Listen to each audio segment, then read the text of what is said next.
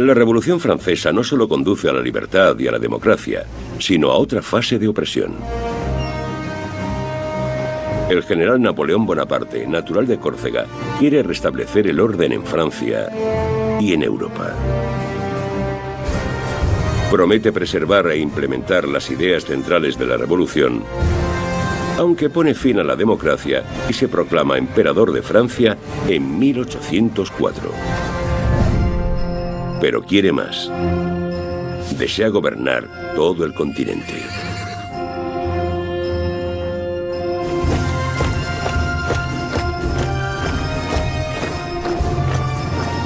Napoleón tiene su propia visión imperial de la Revolución y de Europa.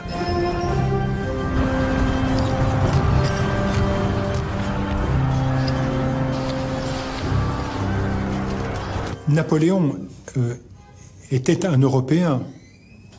Napoleón era europeo en el sentido de que conquistó todo el continente. Su concepto de Europa se correspondía más con el que representaba Carlomagno, por ejemplo, que el canciller alemán Konrad Adenauer. Quería una Europa bajo la supremacía francesa. Pero también es cierto que 2 siglos más tarde parece uno de los padres fundadores de Europa.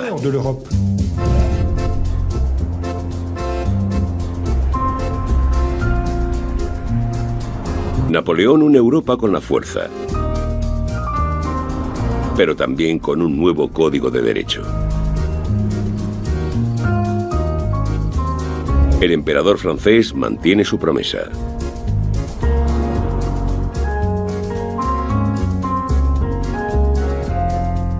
La implementación de ideas revolucionarias. En 1804 introduce el Código Civil Napoleónico, que garantiza la libertad y la justicia para todos los ciudadanos. Napoleón se ve a sí mismo no solo como un conquistador, sino como un libertador. Pero los pueblos de Europa pronto se percatan de que en realidad es un déspota que no se detiene ante nada por establecer su imperio y que no respeta su diversidad y su deseo de autodeterminación. Uno por uno, los pueblos de Europa descubren su propia conciencia nacional y se vuelven contra el emperador francés. Napoleón entró en política y en guerra con la idea de crear un imperio mundial. Durante su reinado, Europa se convierte esencialmente en un imperio napoleónico. Al mismo tiempo, Napoleón es también el emperador de los franceses y con su gobierno introduce a la vez el concepto de nación en Europa. Por tanto, en el momento en que une Europa bajo su mandato, lleva también ese espíritu de resistencia del nacionalismo a los países conquistados. Pero el nacionalismo engendrado por las conquistas de Napoleón se vuelve en su contra. En 1813, una coalición liderada por Rusia, Austria y Prusia se enfrenta al emperador francés en Leipzig, Alemania. 200 años después, miles de europeos recrean la llamada Batalla de las Naciones, la primera victoria decisiva sobre Napoleón, un punto de inflexión en la historia europea.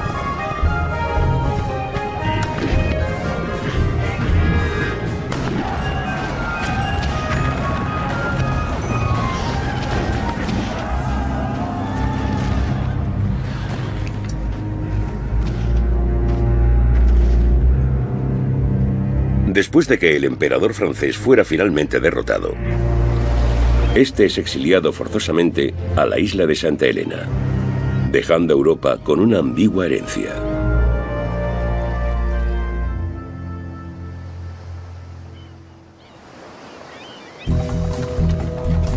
De 1814 a 1815, los monarcas europeos victoriosos se reúnen en el Congreso de Viena.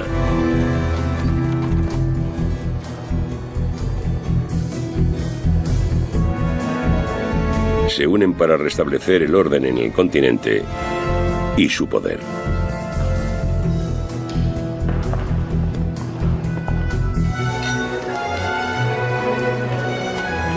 y bailan el vals, tan extravagantes como siempre, como si nada hubiera pasado. Sin embargo, las verdaderas decisiones no se toman en el salón de baile, sino a puerta cerrada. Las amantes de los poderosos se encargan de entretenerlos, pero también de buscar secretos. La diplomacia es un juego de espías en la época. El Congreso baila, pero es un baile de poder.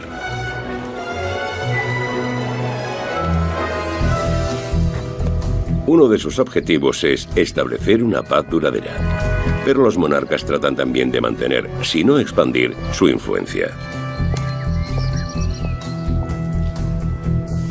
El resultado no es tan dulce como el de estas figuras de mazapán. El reloj retrocede a tiempos anteriores a la Revolución.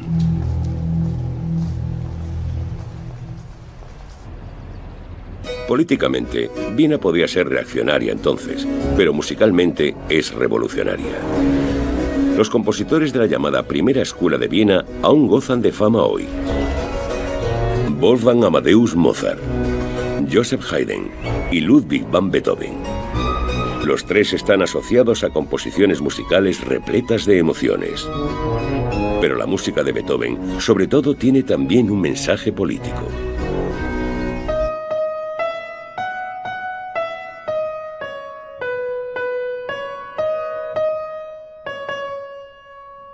Beethoven es hijo de la Revolución Francesa. A pesar de una sordera cada vez más grave, decide crear una última obra maestra. Su Sinfonía número 9, una musicalización del poema Oda a la Alegría de Friedrich Schiller.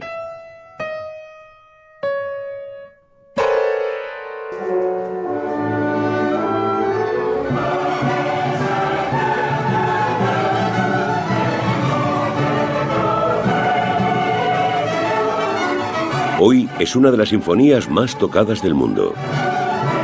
Desde Kinshasa en el Congo o Nuremberg en Alemania hasta Rusia o China. Desde 1985 es el himno oficial de la Unión Europea. En Osaka, Japón, es interpretada por 10.000 aficionados cada año. El mensaje de la novena sinfonía de Beethoven es captado universalmente.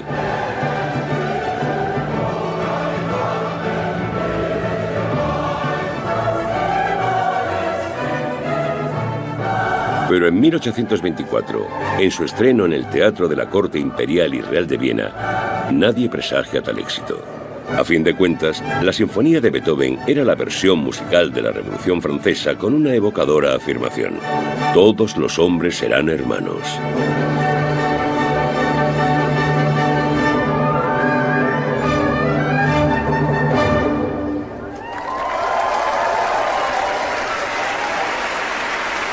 Aunque Beethoven nunca pudiera escuchar su sinfonía debido a su sordera, esta lo haría inmortal.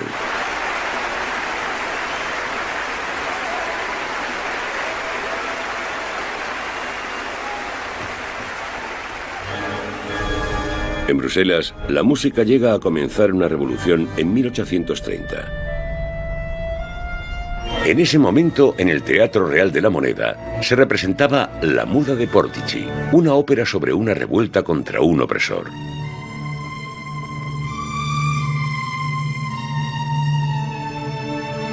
En ese momento, los belgas, en su mayoría católicos, también se sienten oprimidos, ya que son gobernados por el rey protestante de los Países Bajos. Cuando en el escenario claman venganza con un hacha en la mano, el público salta de sus sillas y se echa a la calle. Es el comienzo de la Revolución belga, que finalmente conduce a la independencia de Bélgica de los Países Bajos.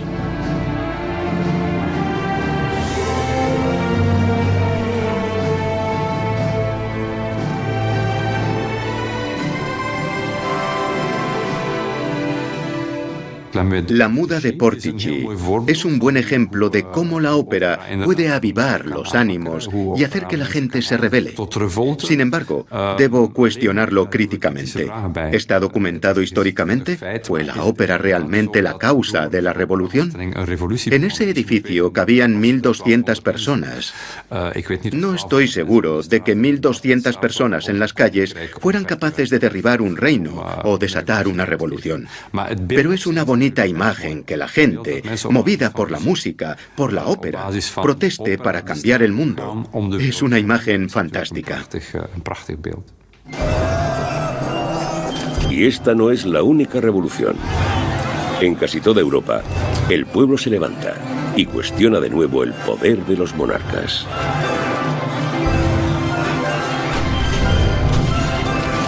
Su lucha por la libertad culmina en las revoluciones de 1848, en la llamada Primavera de los Pueblos.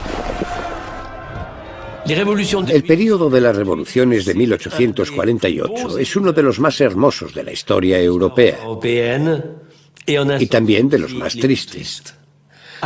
En aquel entonces surge la idea de la llamada Europa de las Naciones o el gran sueño de las naciones. Esto significa que las naciones se emancipan y forman nuevos gobiernos. Se conciben de inmediato como parte de una comunidad más allá de Europa basada en valores comunes, en la libertad, la democracia y la tolerancia. Esta época sería descrita más tarde como Primavera de los Pueblos, y la primavera es una bella estación.